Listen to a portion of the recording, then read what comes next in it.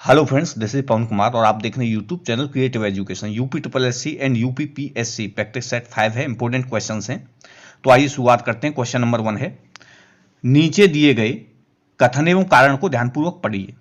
इसमें कथन दिया हुआ है, कारण दिया हुआ है। भारत के उत्तर में अवस्थित लद्दाख एक शीत मरुस्थल है।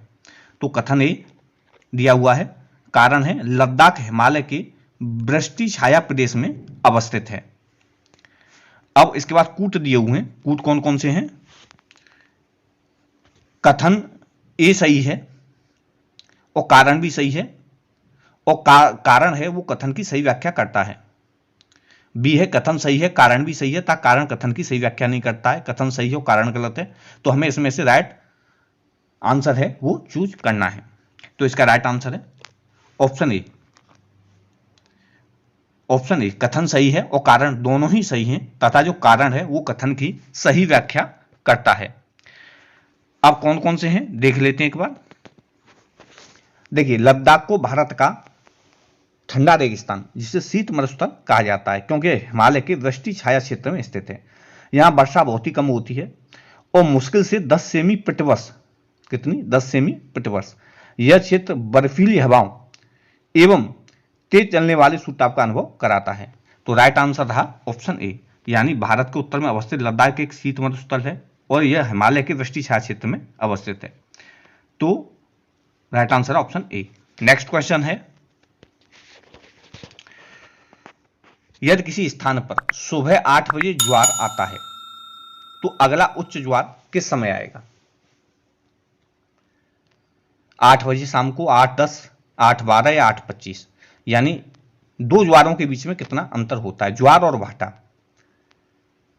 देखिए, चंद्रमा एवं सूर्य की आकर्षण शक्तियों के कारण सागरी जल के ऊपर उठने तथा गिरने को हम ज्वार भाटा कहते हैं। ज्वार होता है जब ऊपर उठता है और भाटा कहते हैं हम नीचे गिरता है। तो यह सुबह 8 बजे ज्वार आता है तो अगला ज्वार कितने समय के बाद आएगा? तो इसका राइट आंसर है ऑप्शन डी, 8:25 शाम को। 8:25 शाम को। अब अंतर कितना होता है? दो ज्वार भाटा के बीच 12 घंटे 26 मिनट का अंतर होता है। कितने का? 12 घंटे और 26 मिनट का अंतर होता है दो ज्वारों के बीच में। तो राइट आंसर है ऑप्शन डी, 8:25 शाम को। क्वेश्चन नंबर 3 है, विधान परिषद की सदस्यता के लिए न्यूनतम आयु क्या है? 25 वर्ष, 30 वर्ष, 35 वर्ष या 21 वर्ष? तो राइट आंसर है ऑप्शन बी, 30 वर्ष। विधान परिषद के लिए बात कर रहे हैं। विधान परिषद भारत के प्रत्येक राज्य में नहीं है, यह किन्हीं किन्हीं राज्य में होती है। विधानसभा प्रत्येक राज्य में। विधानसभा के लिए 25 वर्ष की आयु होनी चाहिए, विधान परिषद के लिए 30 वर्ष की आयु होनी चाहिए। और भी कंडीशन है, जैसे वह भारत का नागरिक होना चाहिए, मानसिक रूप से असमर्थ व दिवालिया नहीं होना चाहिए। अभी पहले जो विधान परिषद थी वो देश के 7 राज्यों में थी, लेकिन क्योंकि कश्मीर है उसको एक केंद्र शासित प्रदेश का दर्जा दिया गया है, इसलिए अब केवल 6 राज्यों में विधान परिषद है। कौन कौन से वो? आंध्र प्रदेश, कर्नाटक, तेलंगाना, महाराष्ट्र, बिहार और उत्तर प्रदेश। तो अभी राइट आंसर है इसका ऑप्शन बी, 30 वर्ष। क्वेश्चन नंबर 4 है, निम्न में से कौन सा कार्य निर्वाचन आयोग का नहीं है? लोकसभा, विधानसभा, राष्ट्रपति और उपराष्ट्रपति का चुनाव कराता है, यह निर्वाचन आयोग का कार्य है। राजनीतिक दलों को मान्यता प्रदान करना, यह भी इसका कार्य है। किसी संसद सदस्य की मान्यता अपने विचार से रद्द करना, और विधान परिषद के सदस्यों की निरर्थता से संबंधित मसलों पर राज्यपाल को सलाह देना, यह भी है। किसी संसद सदस्य की मान्यता अपने विचार से रद्द नहीं करता है, राष्ट्रपति के परामर्श से ही वो रद्द करता है। तो इसका राइट आंसर है ऑप्शन सी, निर्वाचन आयोग किसी संसद सदस्य की मान्यता अपने विचार से रद्द नहीं कर सकता है, इसके लिए उसे राष्ट्रपति से परामर्श लेना होता है। तो राइट आंसर है ऑप्शन सी। नेक्स्ट क्वेश्चन है, निम्नलिखित में से कौन सी उत्प्रेषण रिट की उपयुक्त परिभाषा है? न्यायालय अधीनस्थ न्यायालय प्राधिकारी को उसके समक्ष लंबित मामले को उच्चतर न्यायालय या प्राधिकारी को हस्तांतरित करने का आदेश देता है। किसी मामले के किसी निचले न्यायालय के क्षेत्राधिकार से बाहर होने की दिशा में उच्चतर न्यायालय यानी उच्च न्यायालय या सर्वोच्च न्यायालय निचले न्यायालय को आदेश देता है। ऐसे ही ऑप्शन सी, यदि न्यायालय यह पाता है कि एक विशेष पद धारक अपने वैधानिक कर्तव्य का निर्वहन नहीं कर रहा है और इस प्रकार किसी अन्य व्यक्ति के अधिकार का उल्लंघन कर रहा है। डी, न्यायालय आदेश देता है कि गिरफ्तार किए गए व्यक्ति को उसके सामने प्रस्तुत किया जाए। उत्प्रेषण रिट क्या होती है? अभी इसका जो राइट आंसर है वो है ऑप्शन ए। न्यायालय अधीनस्थ न्यायालय या प्राधिकारी को उसके समक्ष लंबित मामले को उच्चतर न्यायालय या प्राधिकारी को हस्तांतरित करने का आदेश देता है। उत्प्रेषण रिट है ये 1991 से पूर्व यानी पहले उत्प्रेषण रिट केवल न्यायिक और अर्ध न्यायिक प्राधिकरणों के विरुद्ध ही जारी की जा सकती थी, प्रशासनिक निकायों के विरुद्ध नहीं।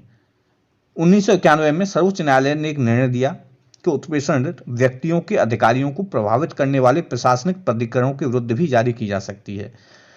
प्रतिषेध की तरह उत्प्रेषण रिट की विधिक निकायों एवं निजी व्यक्तियों या निकायों के विरुद्ध उपलब्ध नहीं है।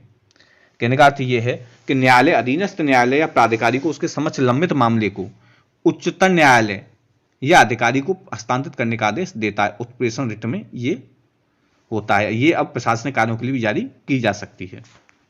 तो राइट आंसर रहा ऑप्शन ए। नेक्स्ट क्वेश्चन है, नवीकरणीय ऊर्जा किससे प्राप्त की जा सकती है?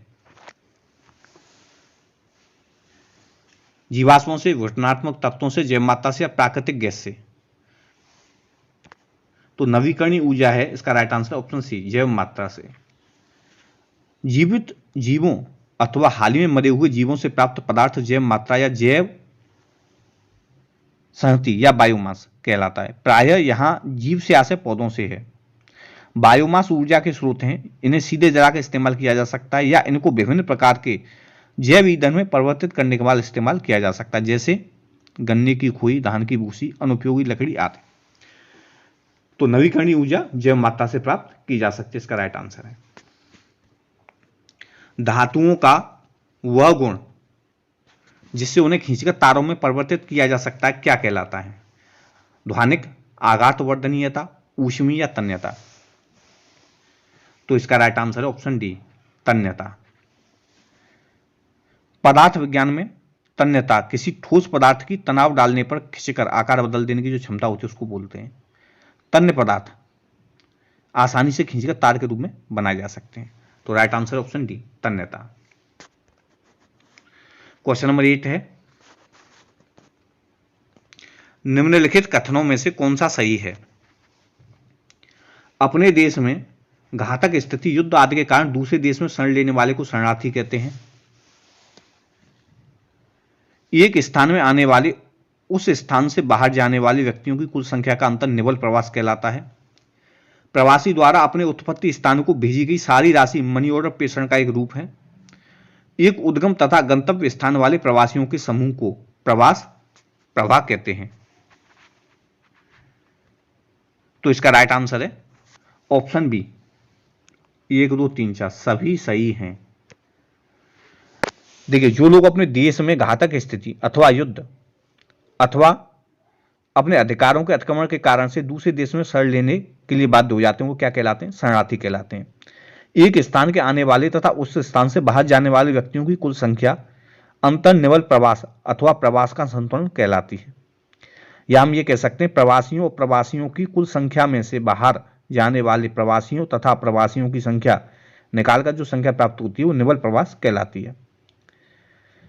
एक उद्गम तथा गंतव्य स्थान वाले व्यक्तियों के समूह को प्रवास प्रवाह मतलब कहा जाता है।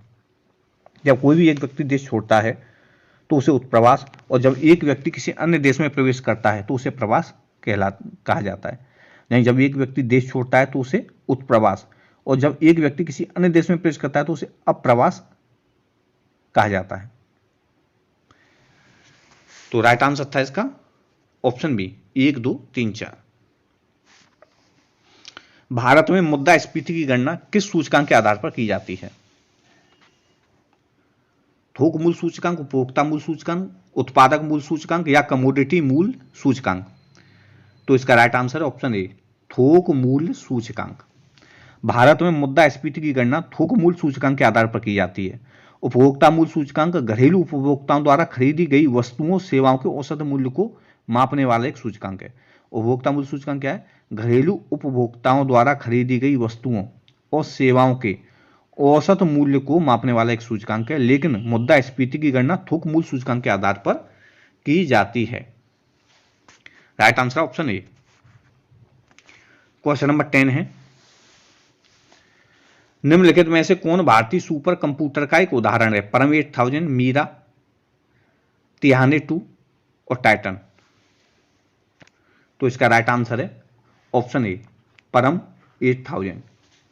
ये भारत का है, जबकि मीरा है वो संयुक्त राज्य अमेरिका का है, और तिहाने 2 ये जैसा कि नाम से दिखाई दे रहा है ये कहाँ का है? ये चीन का है, और टाइटन है ये भी अमेरिका का है। तो राइट आंसर ऑप्शन ए, परम 8000 भारत। क्वेश्चन नंबर 11 है, हवाला क्या है? किसी विषय का पूर्ण विवरण, विदेशी मुद्रा का अवैध कारोबार, कर वचन या शेयरों का अवैध कारोबार? तो इसका राइट आंसर है ऑप्शन बी, विदेशी मुद्रा का अवैध कारोबार। हवाला विदेशी मुद्रा का क्या है? अवैध कारोबार है। हवाला के अंतर्गत अनाधिकृत रूप से एक देश से दूसरे देश में विदेशी एक्सचेंज यानी विनिमय किया जाता है। अर्थात हवाला विदेशी मुद्रा का एक स्थान से दूसरे स्थान पर गैर कानूनी रूप से हस्तांतरण है। काली मंथन जिस द्वीप का अंग है वह है होन्शु, बोर्नियो, क्यूबा या मेडागास्कर? मेडागास्कर को हम मलागासी भी बोलते हैं, या मलागासी। तो इसका राइट आंसर है ऑप्शन बी, बोर्नियो। बोर्नियो द्वीप का 2/3 भाग काली मंथन के इंडोनेशियाई क्षेत्र में बना है। काली मंथन समृद्ध प्राकृतिक संसाधनों का क्षेत्र है। यह द्वीप एक बड़े प्रांत का प्रतिनिधित्व करता है। तो काली मंथन जिस द्वीप का अंग है वो कौन सा है? बोर्नियो। बोर्नियो द्वीप का 2/3 भाग काली मंथन के इंडोनेशियाई क्षेत्र में बना हुआ है। तो right answer option B, Borneo. Question number 13 है, निम्नलिखित में से किस देश का अलिखित संविधान है? USA, UK, Pakistan, Bharat? तो इसका राइट आंसर है option B, UK, United Kingdom. Britain का संविधान क्या है? अलिखित है, तथा यह संसदीय परंपराओं के आधार पर शासन होता है। यूएसए, पाकिस्तान एवं भारत के संविधान, अमेरिका, पाकिस्तान और भारत के संविधान लिखित हैं। अच्छा, लिखे हुए संविधान की शुरुआत कहां से हुई थी? तो फ्रांस से हुई थी। तो अभी इसका राइट आंसर है यूके।